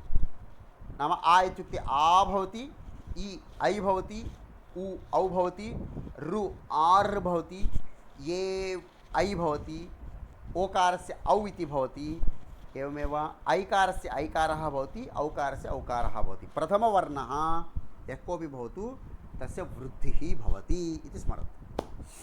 अग्रे इ इति प्रत्ययः, ण्यप्रत्ययः। एतान् प्रत्ययान् समापयामि तर्हि एतद्वयमपि। इ प्रत्ययः, सोमदत्तस्य पुत्रः सौमदत्तिः। विशेषशब्देभ्यः एषः प्रत्ययः भवति। एतस्य एतस्य इति स्मरणमेव सरलं, लिस्ट् औट् करणापेक्षया। यदा यदा वयं पठामः दाशरथिः, दशरथस्य पुत्रः, प्रसिद्धश्लोकः अस्ति दाशरथी शतकम् अस्माकं। तस्य अर्थः कः? दशरथस्य पुत्रः दाशरथिः। सौमदत्तिः, सोमदत्तस्य पुत्रः सौमदत्तिः। सात्यकिः, सत्यकः इति कश्चन अस्ति, कृष्णस्य अनुजः भवति सः, सात्यकिः अनुजः भवति। नाम सत्यकस्य पुत्रः सात्यकिः इत्यर्थः। दशरथस्य पुत्रः दाशरथिः, दक्षस्य पुत्रः दाक्षिः। दाक्षायणी अस्ति खलु, तस्य पिता दक्षः, दक्षस्य पुत्रः चेत् दाक्षिः। अत्रापि पदस्य अन्ते इकारः आगच्छति, आदिमवर्णस्य वृद्धिः भवति इति स्मर्तव्यम्। अग्रे ण्य इति प्रत्ययः। ण्य इत्युक्ते यकारः भवति, अत्रापि आदिवृद्धिः भवति। आदितेः पुत्रः आदित्यः, दितेः पुत्रः दैत्यः, आदित्यस्य पुत्रः अपि आदित्यः, प्रजापतेः पुत्रः प्राजापत्यः। एवं चत्वारि उदाहरणानि दत्तानि सन्ति। अत्र अस्ति ण्य इति प्रत्ययः। एते चत्वारः प्रत्ययाः अपत्यम् इत्यर्थे प्रसिद्धाः सन्ति। एवम् अन्यप्रत्ययान् वयं क्रमशः अग्रिमकक्षायां पठामः। एतानि भवन्तः दृष्ट्वा आगच्छन्ति। धार्तराष्ट्रः कः इत्युक्ते दुर्योधनः। राधा, कृष्णः, सीता, अभिमन्युः, कर्णः, अर्जुनः, हिरण्यकशिपुः, लक्ष्मणः, हनुमान्, रामः। राधायाः संयोगः कृष्णेन सह भवति। दशरथस्य संयोगः केन सह भवति? रामः। रामः। जनकस्य सीता। सीता। सीता। सुमित्रा, लक्ष्मणः। तदनुसृत्य पदं लेखनीयम्। अत्र धृतराष्ट्रस्य पुत्रः दुर्योधनः राष्ट्रः भवति। राधायाः पुत्रः वस्तुतः कर्णः भवति। राधेयः। एव पठन्तु, अहं त्यजामि, चिन्ता नास्ति। सर्वे एकवारं वदन्ति चेत् कर्णस्य बाधा भवति। राधायाः पुत्रः अस्ति कर्णः, राधेयः इति शब्दः। राधायाः पुत्रः राधेयः। दशरथस्य पुत्रः रामः दाशरथिः। एतद् अभ्यासं कृत्वा वयं श्वः सायङ्काले 6:30 मिलामः।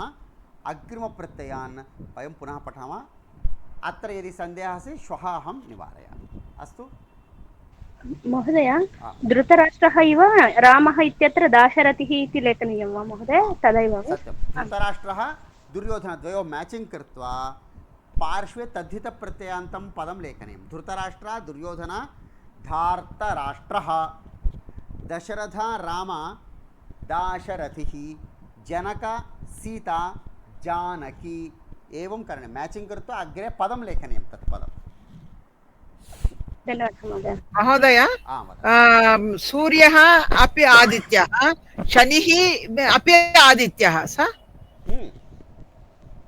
Depending upon the context we have to take. पदं वाक्यं दृष्ट्वा कस्मिन् सन्दर्भे कस्य वर्णनमस्ति तदनुसारं बहूनाम् अर्थः निर्णयः। महोदय, परीक्षायाम् अपत्यं पुमान् स्थाने पुत्रः इति लेखने दोषः नास्ति वा? नास्ति, कोऽपि दोषः नास्ति। अस्तु महोदय, धन्यवादः। अस्तु, शान्तिमन्त्रेण अत्र अध्यायं समापयामः। 10:08 जातं। पुनः श्वः सायङ्काले 7:00 अस्माकं सार्धषड्वादने कक्षा भवति। श्वः यावत् शक्ति तद्धितप्रत्ययान् समाप्य अन्वयरचना। अत्र एकवारं वदन्तु, परीक्षां ये लिखन्ति ते प्रवेशपरीक्षा शिक्षाकोविदपरीक्षयोः अन्वयरचना अस्ति। तत् के न पठितवन्तः, अन्वयरचनां पूर्वं न पठितवन्तः, तादृशाः के सन्ति?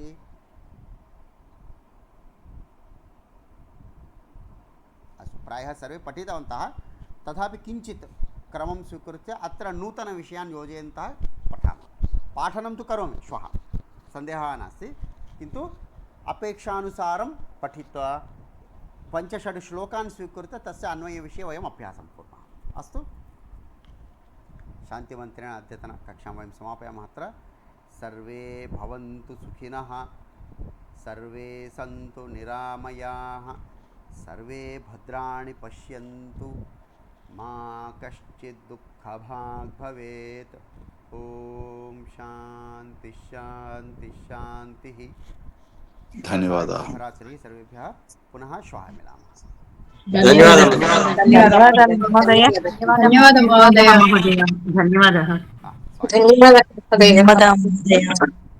महोदय, श्रवणक